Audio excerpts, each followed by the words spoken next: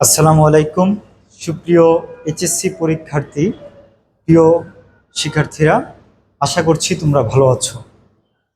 আজকে আমরা কৃষি শিক্ষা দ্বিতীয় পত্রের সংক্ষিপ্ত সাজেশন নিয়ে তোমাদের সামনে কথা বলবো। তোমরা আশা করছি এই সাজেশনটি যদি দেখো তাহলে তোমাদের এইচএসসি পরীক্ষা অনেক ভালো হবে এবং তোমরা খুব সহজেই জিপিএ 5 পেতে পারো।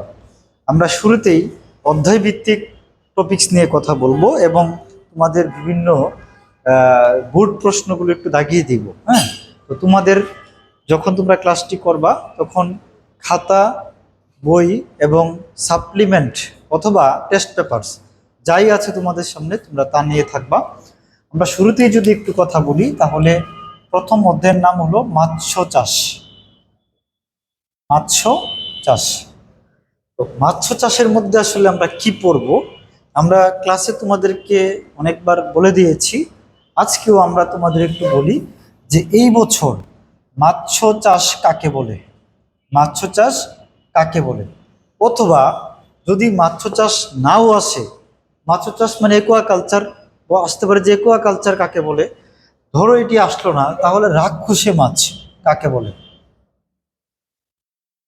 তুমি একদম মানে লিখে রাখো যে রাক্ষসী মাছ অথবা মৎস্য চাষ অথবা প্লাঙ্কটন অথবা প্লাঙ্কটন, এই তিনটি প্রশ্ন ভিতর থেকে তুমি একটি প্রশ্ন পেতে যাচ্ছ, তুমি নিশ্চিত। এরপরে আমরা যদি হলমার্কের জন্য তাকাই তাহলে গত বছর প্রশ্নে আসছে যে পুকুরে কেন চুন প্রয়োগ করা হয়। তো এবছর এই প্রশ্নটি গুরুত্বপূর্ণ। আসলে সকল বোর্ড যেহেতু সব প্রশ্ন রিপিট হতে পারে, হ্যাঁ, এমন ভাবার সুযোগ নাই যে গত বছর যেটা আসছে এবার আসবে না। ধরো পুকুরে কেন চুন প্রয়োগ করা হয়, এটা আবারও ইম্পর্টেন্ট। পুকুরে কেন চুন প্রয়োগ করা হয়? যদি কোনো কারণে এই প্রশ্নটা মিস করে তাহলে পুকুরে কেন সার প্রয়োগ করা হয় তুমি লিখে রাখো। তুমি লিখে রাখো যে প্রশ্নটি পরীক্ষায় শতভাগ আসবে, যে দুইটার ভিতর থেকে যে কোনো একটা। অথবা এই জায়গার ভিতরে কোনো একটা ডিজিজ নিয়ে কথা বলবে, যে সংক্ষিপ্ত ফুলকা পচা রোগের লক্ষণ হইতে পারে। সেটা হতে পারে যে গতবার মাছের ক্ষত রোগ আসছে, তাও ক্ষত, ফুলকা, তারপরে পেট ফোলা,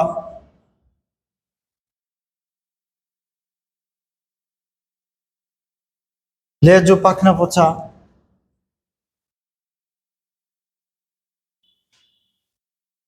সকল প্রশ্নই গুরুত্বপূর্ণ, তারপরেও এই প্রশ্নগুলা তোমার খ মার্কের জন্য দিতে পারে। এখন আমরা তাহলে গ মার্কের জন্য কি প্রশ্ন দেখব? আমি পাট পাট করে যাচ্ছি। আমি প্রথম দিকে কথা বলবো শুধুমাত্র মাছ নিয়ে, দেন মাছ সংরক্ষণ পদ্ধতি, ওই টাইপস প্রশ্ন নিয়ে, দেন কথা বলবো চিংড়ি নিয়ে। তো আমাদের এই টাইপ প্রশ্ন আসতে পারে। দেন আমাদের আরেকটি প্রশ্ন আসতে পারে খুবই গুরুত্বপূর্ণ, সেটা হলো মাছের খাদ্য। মাছের খাদ্য, এই খাদ্যের মধ্যে সম্পূরক এবং প্রাকৃতিক খাদ্য, অর্থাৎ প্রাকৃতিক খাদ্যের মধ্যে উদ্ভিদ কণা এবং প্রাণী কণা, এই দুইটা বিস্তারিত আসতে পারে, অর্থাৎ গ মার্কের জন্য প্রশ্ন আসতে পারে। অথবা গ মার্কের জন্য ওই যে রোগ, ধরো অনেকের পুকুরে মাছের দেহে লাল লাল দাগ হয়েছে, অথবা মাছের ফুলকায় প্রবলেম হয়, মাছ হা করে শ্বাস নিচ্ছে, অর্থাৎ এই টাইপের একটা উদ্দীপক দিয়ে তোমাকে মাছের রোগ থেকে আসতে পারে, দ্যাট মিনস রোগ। অথবা আরেকটি প্রশ্ন এখানে আসতে পারে, সেটা হলো যে প্রাকৃতিক খাদ্য নির্ণয় পদ্ধতি। পুকুরে প্রাকৃতিক খাদ্য, প্রাকৃতিক খাদ্য, খাদ্য নির্ণয় পদ্ধতি। তাহলে তুমি কি বুঝলা? বুঝলা হলো প্রথম পার্ট থেকে মাছ, মৎস্য কাকে বলে, রাক্ষসে মাছ কাকে বলে। আরেকটি কথা বলে রাখি, প্রত্যেকটি টপিক্সের ক্লাস আমাদের ইউটিউব চ্যানেলে আপলোড করে দেওয়া আছে, যদি তোমরা কেউ প্রয়োজন মনে করো তাহলে তোমরা দেখতে পারো। তো যাই হোক, মৎস্য চাষ কাকে বলে, রাক্ষসে মাছ, প্লাঙ্কটন, পুকুরে কেন চুন, সার, ক্ষত রোগ, ফুলকা পচা রোগ, পেট ফোলা রোগ, লেজ ও পাখনা পচা রোগ, মাছের খাদ্য। মাছের খাদ্যটা খুব ভালো করে, এবছর মাছের খাদ্য থেকে প্রশ্ন আসবে 1000% নিশ্চিত। আমি তোমাদের এগুলা রেড মার্কস দিয়ে দিই, মাছের খাদ্য 1000% নিশ্চিত। 1000% মাছের খাদ্য থেকে প্রশ্ন আসবে এবার। দেন সেটা প্রাকৃতিক খাদ্য নির্ণয় হতে পারে, তারপরে সেটা সম্পূরক খাদ্য আসতে পারে। মানে মোট কথা হলো মাছের খাদ্য থেকে এই বছর প্রশ্ন না করে কোনো উপায় নাই, মডারেটর প্রশ্নই মানে মাছের খাদ্য থেকে করতেই হবে তাকে। দেন আমরা যদি আরেকটু ওইদিকে আগাই তাহলে দেখবা যে আমরা এই পাশে যদি একটু লিখি যে আরো কিছু প্রশ্ন আছে, সেগুলা কি, সেগুলো হলো রাজপুঁটি মাছের বৈশিষ্ট্য। রাজপুঁটি মাছের বৈশিষ্ট্য নিশ্চিত থাকো, রাজপুঁটি মাছের বৈশিষ্ট্য নিশ্চিত থাকো। যদি প্রশ্ন কঠিন করতে চাই নাইলোডিকে আসতে পারে। আমি এই নাইলোডিকে এই দুটি প্রশ্নই আমার আপলোড করে দেওয়া আছে, সেজন্য আমি রিপিট করলাম না পড়াটা, শুধু প্রশ্নগুলো বললাম।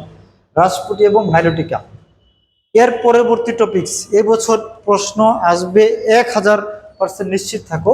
রাজপুঁটি মাছের বৈশিষ্ট্যের পরে যে প্রশ্ন সেটা হলো চিংড়ি থেকে। এবছর চিংড়ি থেকে প্রশ্ন সেট করবেই করবে, তুমি নিশ্চিত থাকো।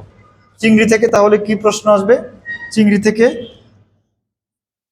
সবার আগে গলদা ও বাগদা চিংড়ির পার্থক্য। দুইটি প্রশ্ন দিয়ে দুইটি চিংড়ির ছবি দিয়া বলবে তুলনা করো, অথবা ক চিংড়ির বৈশিষ্ট্য লিখো, অথবা খ চিংড়ির বৈশিষ্ট্য লিখো। অর্থাৎ তুমি যদি পার্থক্যটা ভালো করে শিখো তাহলে তোমার আশা করছি সকল প্রশ্ন তুমি অ্যান্সার করতে পারবা। নাম্বার 1।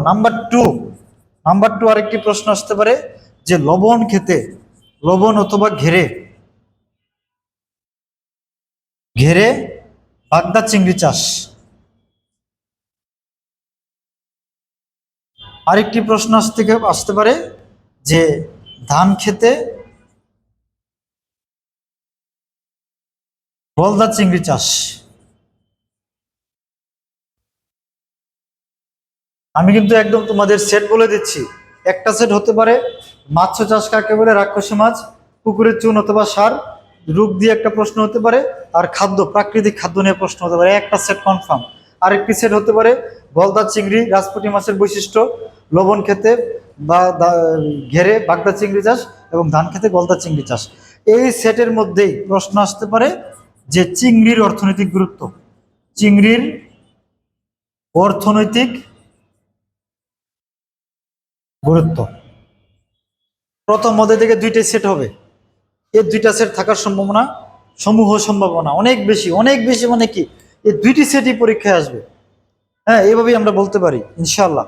ইনশাল্লাহ তাহলে আমরা কি বুঝলাম যে এই একটা সেট এটা থেকে প্রায় 1000%, আর এই জায়গা থেকে একটা সেট 1000%। তারপরে যদি প্রশ্ন কোনো কারণে অন্য কোনো সেটে আসে বা কিছু একটা বা একটু কঠিন করতে চাই তাহলে আমরা আরেকটু দেখতে পারি, সেটা হলো যে সংরক্ষণ পদ্ধতি থেকে। সেই জায়গা থেকে দেখো মাছ সংরক্ষণ আসতে পারে, মাছ সংরক্ষণ মার্কের জন্য আসতে পারে, অথবা প্রক্রিয়াজাতকরণ, মাছ প্রক্রিয়াজাতকরণ,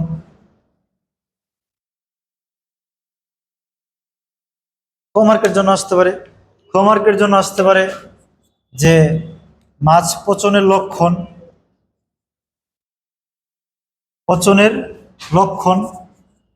অথবা আসতে পারে যে মাছ সংরক্ষণের প্রয়োজনীয়তা, মাছ সংরক্ষণের প্রয়োজনীয়তা, মাছ সংরক্ষণের প্রয়োজনীয়তা, অথবা মাছ পচনের লক্ষণ।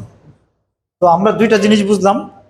এই জায়গা থেকে আরেকটা আসতে পারে যে ফরমালিন, অর্থাৎ নিরাপদ এবং অনিরাপদ মাছ, নিরাপদ অথবা অনিরাপদ মাছ চেনার উপায় অথবা পার্থক্য। তোমরা দেখবা যে নিরাপদ এবং অনিরাপদ মাছ চেনার উপায় অথবা পার্থক্য, এটা তোমার ক্ষতে আসতে পারে। আবার যদি খুব বেশি মনে করে প্রশ্ন পেঁচাবে, গতে নিয়ে আসতে পারে টেনে টুনে। তো আমার মনে হচ্ছে যে এই দুইটা প্রশ্নের মধ্যেই আমার খ কমপ্লিট হয়ে যাবে। দেন হলো গ মার্কের জন্য 3 মার্কের জন্য খুবই গুরুত্বপূর্ণ একটি প্রশ্ন সেটা আসতে পারে, সেটা হলো সংরক্ষণ পদ্ধতি। যদিও গত বছর আসছে ধরো মাছ প্রক্রিয়াজাতকরণের ক্ষেত্রে ওই যে বরফজাতকরণ, লবণজাতকরণ। তবে এই বছর শুটকি অথবা মানে মোট কথা হলো সংরক্ষণ, তুমি ভালো করে পড়বা যে একটা আছে যে গতানুগতিক প্রচলিত আগের নিয়মে সনাতন, অর্থাৎ লবণজাত দিয়ে অথবা শুটকিকরণ করে। আবার আধুনিক কি, আধুনিক হলো যে বরফ দিয়ে হিমাগার করে, ক্যানিং করে, টিনজাতকরণ করে। অর্থাৎ এই প্রক্রিয়াগুলো হলো সংরক্ষণ পদ্ধতি থেকে তুমি 3 অথবা 4 মার্ক সংরক্ষণ পদ্ধতি, 3 অথবা 4।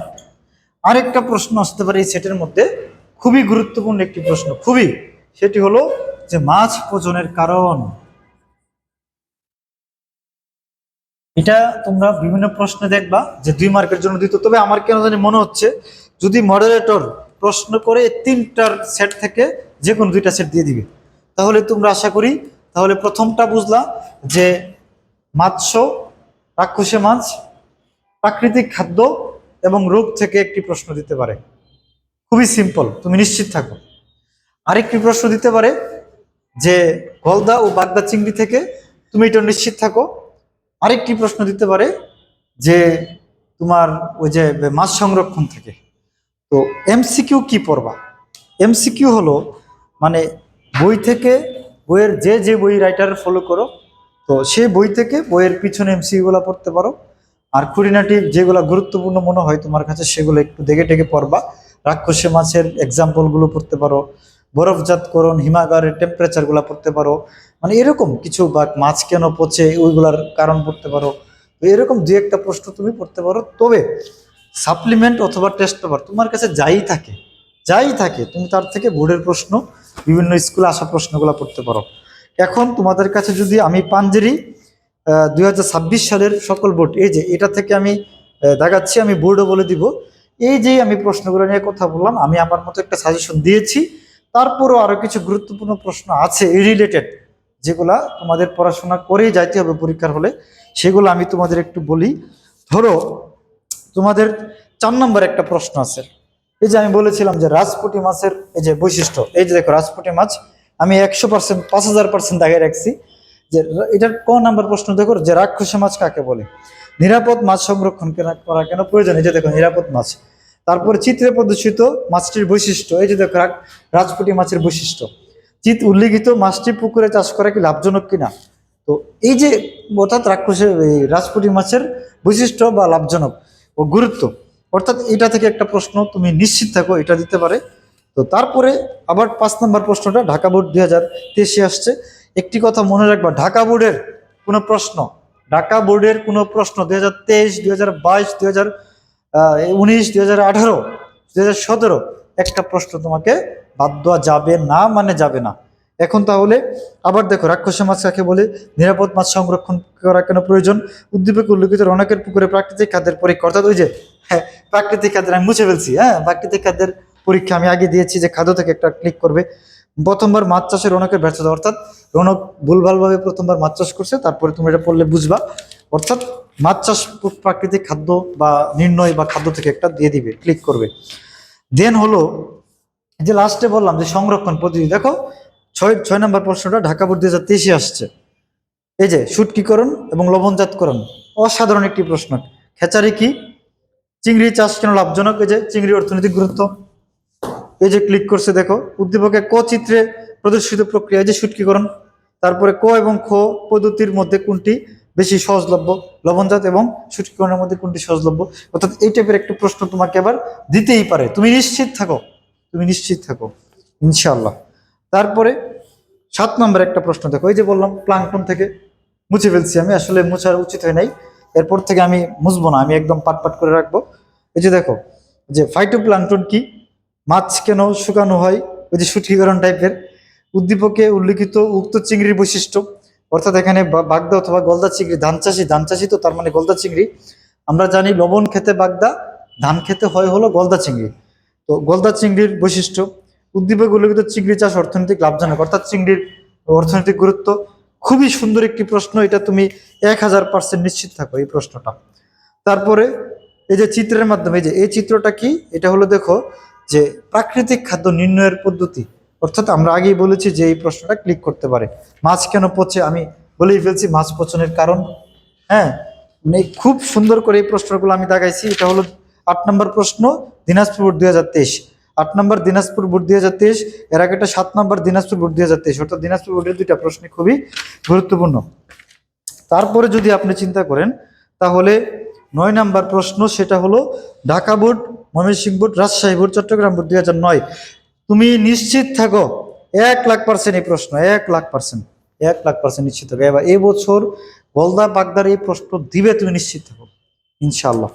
তারপরে প্লাংটন, প্লাংটন কি দেখছো, আমি আগেই কিন্তু দেখাই দিয়েছিলাম প্লাংটন কি। পুকুরে চুন প্রয়োগ কেন করা হয়? আবুল কালামের চাষকৃত মাছটির বৈশিষ্ট্য, সে রাজপুরি মাছ চাষ করতেছিল স্যার। তারপরে উপজেলা মৎস্য কর্মকর্তার পরামর্শ আবুল কালাম গৃহীত পদক্ষেপ। যাই হোক, এ টাইপের প্রশ্ন। এরপরে যে আবার আবার গলদা চিংড়ি, তুমি দেখো এই প্রশ্নটা ছিল হলো ঢাকা বোর্ড 2022, 9 নম্বর। ঢাকা বোর্ড 2000, দিনাজপুর, কুমিল্লা, যশোর বোর্ড 2022, 12 নম্বরে যে গলদা চিংড়ি টাইপের প্রশ্ন। তারপরে ঢাকা বোর্ড 2000 মানে 19, 14 নম্বর প্রশ্ন, তুমি নিশ্চিত থাকো প্লাঙ্কটন নিরাপদ মাছ সংরক্ষণ, আগের মতো উল্লেখিত চিংড়িটির বৈশিষ্ট্য, অর্থাৎ গলদা বাগদা থেকে আবার আসছে। তুমি মোটামুটি এই প্রশ্নগুলো নিশ্চিত থাকতে পারো। এই যে দেখো আবার রাজপথের বৈশিষ্ট্য, মাছ প্রক্রিয়াজাতকরণ, দেখছো মাছ প্রক্রিয়াজাতকরণ, আমি অনেকবার এই যে মাছ প্রক্রিয়াজাতকরণ, অর্থাৎ ঢাকা বোর্ড 2018, ঢাকা বোর্ড 2018, হ্যাঁ 17 নম্বরটা ঢাকা বোর্ড 2018, 18 নম্বর ঢাকা বোর্ড 2018, 19 নম্বর ঢাকা বোর্ড 2000, কুমিল্লা, চট্টগ্রাম, রাজশাহী বোর্ড 2018।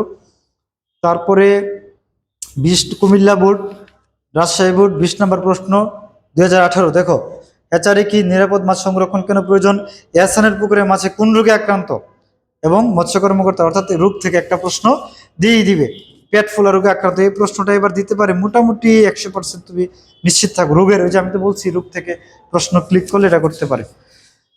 তো আমরা মোটামুটি সবগুলো প্রশ্ন দেখলে দেখবা মাছের অর্থনৈতিক গুরুত্ব, চিংড়ির অর্থনৈতিক গুরুত্ব, এই টাইপের প্রশ্ন।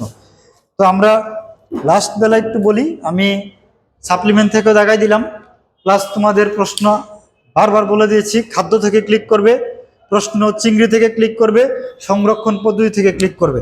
আশা করছি তোমরা অনেক ভালো করবে। পরবর্তী আমি আসলে ভিডিওটা ভাবছিলাম যে পুরাটা সাবজেক্ট, অর্থাৎ দ্বিতীয় পত্র ফুল বই আমি আসলে একটা অধ্যায়ের মধ্যে ক্লিক করব, কিন্তু সেটা মনে হয় মানে একটা ভিডিওর মধ্যে সেটা মনে হচ্ছে না। তো তোমরা পার্ট পার্ট করে দিব, তোমরা অধ্যায় ভিত্তিক দেখো, এটা তোমাদের জন্য বেটার হবে। আশা করছি আমাদের সাথে থাকবে, ইনশাল্লাহ অনেক ভালো হবে। আসসালামু আলাইকুম।